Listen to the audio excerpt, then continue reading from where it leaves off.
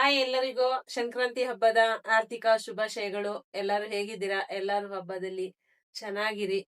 ಇವತ್ ನಾನೇನ್ ಮಾಡ್ತಾ ಇದ್ದೀನಿ ಅಂದ್ರೆ ಗೆಣಸು, ಅವರೆಕಾಯಿ, ಇದು ಹಿತ್ಕಿದ ಬೇಳೆ ಪೊಂಗಲ್ನ ಮಾಡ್ತಾ ಇದ್ದೀನಿ. ನೀವು ನಿಮ್ಮನೇಲಿ ಏನ್ ಮಾಡ್ತಾ ಇದ್ದೀರಾ ಅಂತ ತಿಳಿಸಿ. ಹಾಗೇನೆ ನಾವು ಕೂಡ ನಿಮ್ ರೆಸಿಪಿಗಳನ್ನ ನೋಡ್ತೀವಿ. ಹಾಗೆ ಎಲ್ಲರೂ ಕೂಡ ಇವತ್ತು ಎಂಜಾಯ್ ಮಾಡಿ.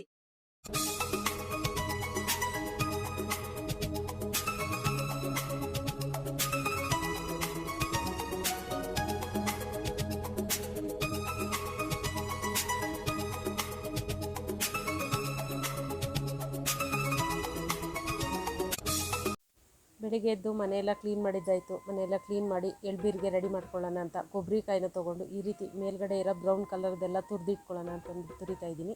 ಆಮೇಲೆ ಇದನ್ನು ತುರಿದ್ಬಿಟ್ಟು ನಮ್ಮ ಮನೆಯವ್ರ ಕೈಲಿ ಕೊಟ್ಟೆ. ಎಲ್ಲ ಚಿಕ್ಕ ಚಿಕ್ಕ ಕಟ್ ಮಾಡಿ ಅಂತ ಹೇಳ್ಬಿಟ್ಟು ಕಟ್ ಮಾಡಿ ಇಟ್ಟಿದ್ದಾರೆ ಪ್ಲೇಟ್ಗೆ. ಒಣಗೋದಕ್ಕೆ ಹೊರಗಡೆ ಇಡೋಣ ಅಂತ ಹೇಳ್ಬಿಟ್ಟು ನಾನು ಆಮೇಲೆ ಮನೆಯೆಲ್ಲ ಕ್ಲೀನ್ ಮಾಡಿ ಸ್ನಾನ ಮಾಡಿಕೊಂಡು ನೈವೇದ್ಯಕ್ಕೆ ರೆಡಿ ಮಾಡ್ಕೊಳ್ಳೋಣ ಫಸ್ಟು ಅಂತ ಹೇಳ್ಬಿಟ್ಟು ಸಿಹಿಗೆಣಸನ್ನ ತೊಳ್ಕೊಂಡು ಅವರೆಕಾಯಿನ ತೊಳೆದ್ಬಿಟ್ಟು ನೋಡಿ, ಸ್ವಲ್ಪ ಉಪ್ಪು ಹಾಕಿ ಈ ರೀತಿ ನಾವು ಸ್ವಲ್ಪನೇ ನೀರು ಹಾಕ್ಬಿಟ್ಟು ಹಬೆಯಲ್ಲಿ ಅವರೆಕಾಯಿನ ಲೋ ಫ್ಲೇಮಲ್ಲಿ ಇಟ್ಬಿಟ್ಟು ಬೇಯೋದಕ್ಕೆ ಇಡಬೇಕು. ಸಿಹಿಗೆಣಸು ಮತ್ತು ಅವರೆಕಾಯಿನ ಎಲ್ಲವನ್ನೂ ಕೂಡ ಬೇಯೋದಕ್ಕೆ ಇಟ್ಟಿದ್ದೀನಿ.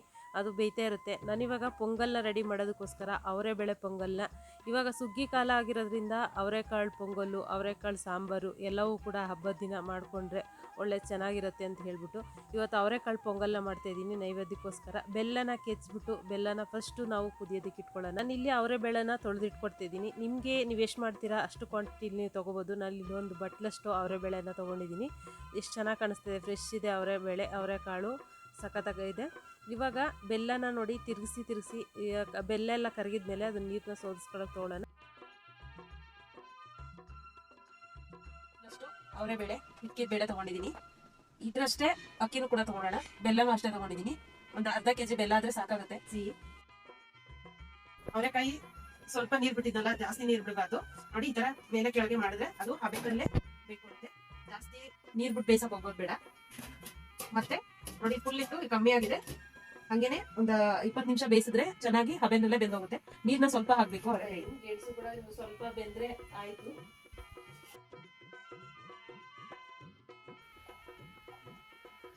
ಅರ್ಧ ಚಮಚ ಏಲಕ್ಕಿ ಪುಡಿ, ಅಕ್ಕಿ ಕೂಡ ಹಾಕ್ತಾ ಇದ್ದೀನಿ. ಅವರೆಬೇಳೆ ಜೊತೆನೆ ಬೇಯ್ಕೊಳ್ಳುತ್ತೆ ಅಕ್ಕಿನೂ. ಅವರೆಬೇಳೆ ಪೊಂಗಲ್ಲು ಸಖತ್ತಾಗಿರುತ್ತೆ. ಒಂದ್ಸರಿ ಟ್ರೈ ಮಾಡಿ.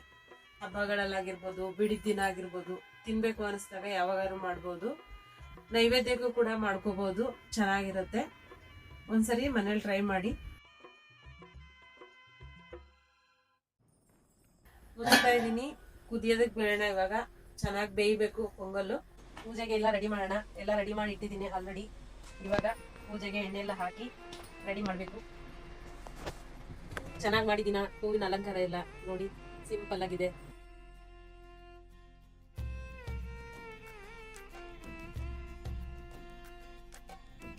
ಬೆಲ್ಲ ಎಲ್ಲ ಕರಗಿದೆ ನೀಟಾಗಿ. ಇವಾಗ ಬೆಲ್ಲದ ನೀರನ್ನ ಸೋದಿಸ್ಕೊಳ್ಳೋಣ. ಕಸ ಎಲ್ಲ ಇದ್ರೆ ಹೋಗ್ಲಿ ಅಂತ ಅಷ್ಟೇ. ನೀಟಾಗಿ ಜಾಲರಿಲಿ ಸೋದಿಸ್ಕೊಳ್ಳಿ.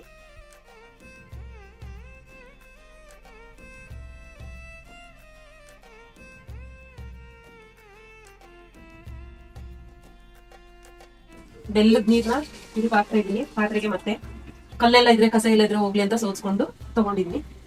ಇವಾಗ ಇದು ಅಕ್ಕಿನ ನೆನ್ಸಿಟ್ಟಿದ್ದೀನಿ. ಅಕ್ಕಿನ ತೊಳೆದು ಹಾಕೊಳ್ತಾ ಇದ್ದೀನಿ. ಕುಕ್ಕರಲ್ಲೂ ಕೂಡ ಮಾಡ್ಕೋಬಹುದು. ನಾನು ನೈವೇದ್ಯಕ್ಕೆ ಅಂತ ಅಂದ್ಬಿಟ್ಟು ಪಾತ್ರೆ ಮಾಡೋಣ ಅಂತ ಮಾಡ್ತಾ ಇದ್ದೀನಿ. ಹೊಸ ಪಾತ್ರೆ ತಗೊಂಡಿದ್ದೆ, ಅದಕ್ಕೆ ಹೊಸ ಪಾತ್ರೆ ಮಾಡ್ತಾ ಇದ್ದೀನಿ. ಇನ್ನೊಂದು ಸ್ವಲ್ಪ ನೀರು ಹಾಕ್ತಾ ಇದ್ದೀನಿ. ಅನ್ನ ಬೇಯೋದಕ್ಕೆ, ಪೊಂಗಲ್ಗೆ ಸ್ವಲ್ಪ ಜಾಸ್ತಿ ನೀರು ಬೇಕು. ಗೆಣಸು ಬೆಂದಿದೆ, ರೆಡಿಯಾಗಿದೆ ನೋಡಿ, ಚೆನ್ನಾಗಿ ಬೆಂದಿದೆ. ಅವರೆಕಾಯಿ ಕೂಡ ತೋರಿಸ್ತಾ ಇದ್ದೀನಿ ನೋಡಿ, ನೀರಿಲ್ಲ ಅದರಲ್ಲಿ ಜಾಸ್ತಿ. ನೋಡಿ ಎಷ್ಟು ಚೆನ್ನಾಗಿ ಬೆಂದಿದೆ.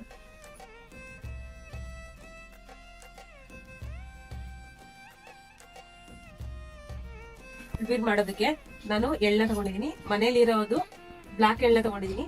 ನೀವು ಬಿಳಿ ಎಳ್ಳೆ ಯೂಸ್ ಮಾಡ್ಬೇಕು ಅಂತ ಇಲ್ಲ, ವೈಟ್ ಇದನ್ನು ಕೂಡ ಯೂಸ್ ಮಾಡ್ಬೋದು ಮನೇಲಿದ್ರೆ. ಸುಮ್ಮನೆ ಯಾಕೆ ಹೊರಗಡೆ ದುಡ್ಡು ಕೊಡ್ತೀರಾ, ಈ ಎಳ್ಳೆ ಮಾಡಿ. ನಾನಿವಾಗ ಹುರಿದ್ಬಿಟ್ಟು ಎಳ್ಳ ಸಿಪ್ಪೆ ಎಲ್ಲ ತೆಗಿಯೋ ತರ ತೋರಿಸ್ತೀನಿ. ಪ್ಯಾನ್ ಇಟ್ಕೊಂಡು ಇದರಲ್ಲಿ ಇವಾಗ ಹುರ್ಕೊಳ್ಳೋಣ. ರೆಡಿ ಎಳ್ಬೀರ್ನ ತರೋದಕ್ಕಿಂತ ಮನೇಲಿ ಮಾಡ್ಕೊಂಡು ತಿನ್ನಿ, ಚೆನ್ನಾಗಿರುತ್ತೆ. ಎಲ್ಲವೂ ಕೂಡ ಹುರ್ಕೊಂಡು ಒಣಗಿಸ್ಕೊಂಡು ಚೆನ್ನಾಗಿ ಮಾಡ್ಕೊಂಡ್ರೆ ಜಾಸ್ತಿ ದಿನ ಇಟ್ಕೊಂಡು ತಿನ್ಬೋದು. ಹೊರಗಡೆ ದಿನ ಹಸಿ ಹಸಿ ಇರುತ್ತೆ, ಚೆನ್ನಾಗಿ ಹುರಿದಿರಲ್ಲ ಕಡಲೆ ಬೀಜ ಎಲ್ಲ. ಅದಕ್ಕೋಸ್ಕರ ಮನೇಲೆ ಮಾಡ್ಕೊಂಡು ತಿನ್ನಿ, ತುಂಬಾ ಚೆನ್ನಾಗಿರುತ್ತೆ. ಎಳ್ಳು ಹಾಕ್ತಾ ಇದೀನಿ, ಬಾಂಡಿ ಕಾದಿದೆ, ಸ್ವಲ್ಪನೇ ಹಾಕೊಳ್ತೀನಿ. ಚೆನ್ನಾಗೆ ಎಳ್ಳು ಚಿಟಪಟ ಅನ್ನೋ ತರ ಹುರಿಬೇಕು, ಹಸಿ ಹಸಿ ಬರಬಾರ್ದು. ನೀಟಾಗಿ ಸಿಹಿಯ ತರನು ಹುರಿಬೇಡಿ, ತುಂಬಾ ಸಿಹಿದ್ರೂ ಕೈ ಕೈ ಬಂದ್ಬಿಡುತ್ತೆ. ಫಸ್ಟ್ ಬಾಂಡಿ ಚೆನ್ನಾಗಿ ಕಾದಿರ್ಬೇಕು. ಕಾದಾದ್ಮೇಲೆ ನಂತರ ಎಳ್ಳ ಹಾಕಿ ಚೆನ್ನಾಗಿ ಹುರ್ಕೊಡಿ. ಎಳ್ಳಾಗಿದೆ, ಸ್ಟವ್ ಆಫ್ ಮಾಡ್ತಾ ಇದ್ದೀನಿ.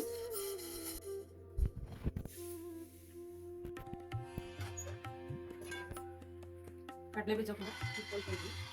ನೀವು ನಿಮ್ಮ ಮನೆ ಕ್ವಾಂಟಿಟಿ ಎಷ್ಟು ಮಾಡ್ತೀರಾ ಅಷ್ಟು ತಗೊಂಡು ನೀವು ಮಾಡ್ಕೋಬಹುದು. ಸ್ವಲ್ಪ ಬೇಕಂದ್ರೆ ಸ್ವಲ್ಪ ಮಾಡ್ಕೊಳ್ಳಿ, ಜಾಸ್ತಿ ಬೇಕಂದ್ರೆ ಜಾಸ್ತಿ ಮಾಡ್ಕೊಳ್ಳಿ. ಕಡಲೆ ಬೀಜ ಕೂಡ ಉರಿನ ಕಮ್ಮಿ ಮಾಡಿ ಚೆನ್ನಾಗಿ ಘಮ ಘಮ ಅನ್ನೋ ತರ ಕಡಲೆ ಬೀಜನ ಹುರ್ಕೋಬೇಕು, ಕ್ರಿಸ್ಪಿ ಆಗೋವರೆಗೂ.